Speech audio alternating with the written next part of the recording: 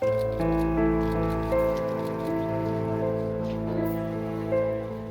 kota Derkanun di Tire memberikan penghormatan terakhir kepada sebuah keluarga yang tewas dalam dugaan serangan udara Zionis Israel.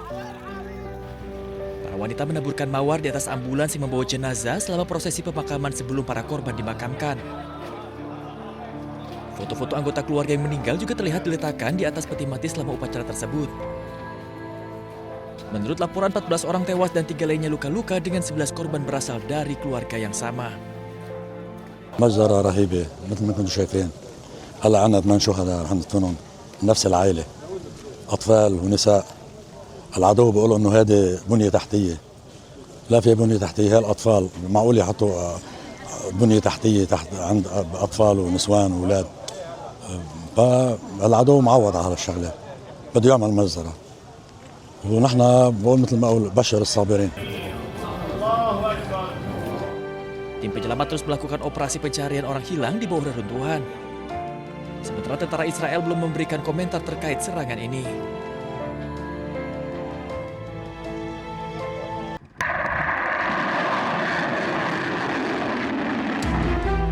Rusia dan Belarus menggelar latihan nuklir besar-besaran yang melibatkan 64.000 prajurit dan ratusan persenjataan. Ini merupakan latihan nuklir bersama tahap akhir Rusia dan Belarus.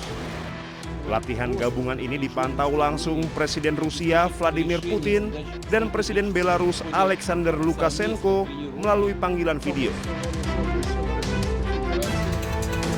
Latihan ini berlangsung di tengah gempuran serangan pesawat tak berawak Ukraina yang menghantam hingga pinggiran ibu kota Moskow. 3 orang tewas dan bangunan-bangunan serta fasilitas industri rusak imbas serangan tersebut. Latihan bersama ini juga melibatkan lebih dari 200 peluncur rudal, lebih dari 140 pesawat, 73 kapal perang permukaan, dan 13 kapal selam, termasuk 8 yang dipersenjatai dengan rudal balistik antar benua berhulu ledak nuklir.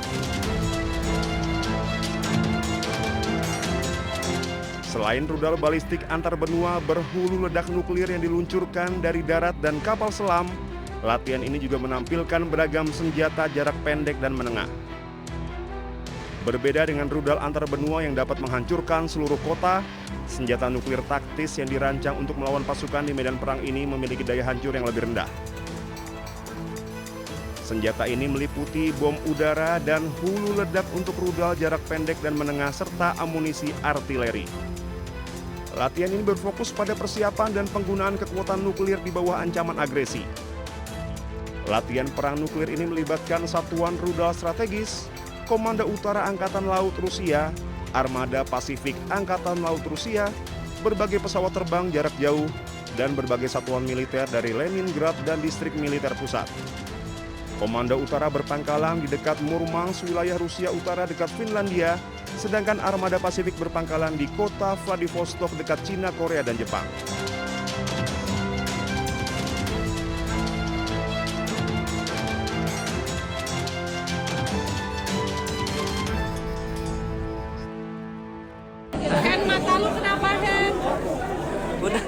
Beginilah kondisi aktivis dan jurnalis Indonesia setelah berhasil dibebaskan dari tahanan Israel.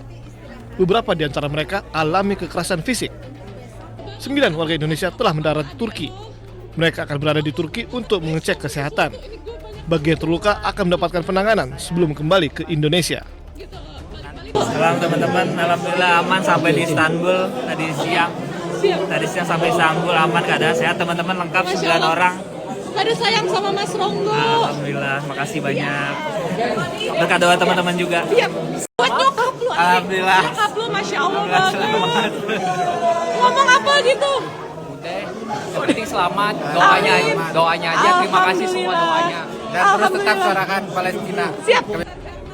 Meski mendapatkan sejumlah penganiayaan, namun aktivis dan jurnalis ini meminta untuk tetap berjuang atas kebebasan negara Palestina.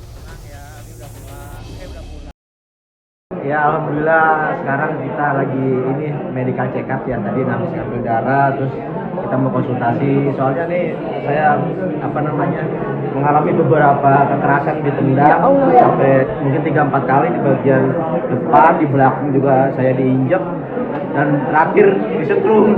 Ya Allah, serius? Iya, sampai Disetrum? Disetrum, iya karena setrum. Lo juga kena setrum? Setrum di sini. Karena gue bagian terakhir, kepala kita itu tuh harus kayak gini nih. Iya. Ya, Pak, udah nggak kuat, udah nggak kuat, udah nggak Andre, kuat. udah. Jangan aneh-aneh dulu, Iya, Andre. udah nggak kuat, udah. Jadi sekarang nih saya kalau batuk sakit sini ketarik tuh, kalau angkat tangan tuh ketarik. Mudah-mudahan sih nggak ada apa-apa ya. Kita periksa di sini, kalau nanti di sini sekiranya harus ada pemeriksaan lanjutan ya kita di Rumah Sakit Indonesia lah. Siap. Harus Semangat menjalani pejuang. perawatan lagi. Masya Allah, Masya Allah. Amin.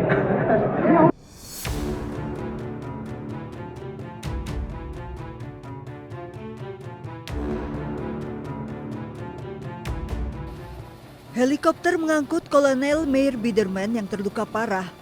Kolonel Meir Biderman dilarikan ke rumah sakit akibat luka serius di kepala. Evakuasi Biderman dilakukan dengan pengawalan ketat mengingat Biderman merupakan perwira IDF berpangkat tinggi, Komandan Brigade Lapis Baja 401 Israel.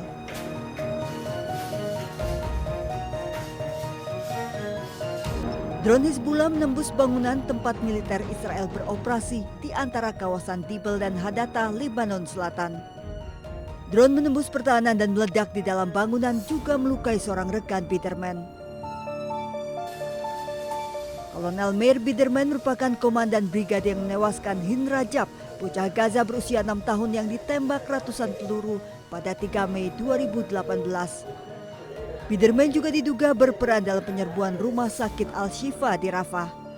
Dalam siaran televisi, Biderman pernah menyatakan bahwa kekuatan Hizbullah telah melemah.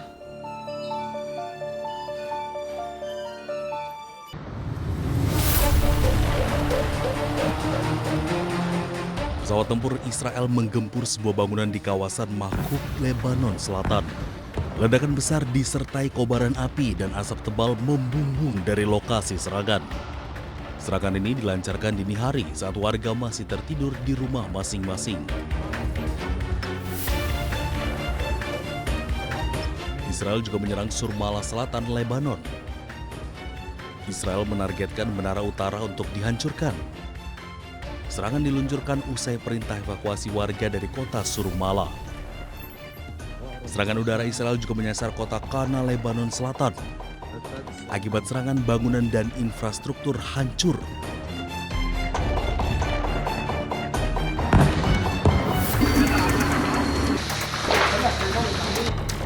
Sementara itu di Deir Kanon El Nahr di Lebanon Selatan, 2 keluarga tak tersisa meninggal dalam kekejaman serangan Israel.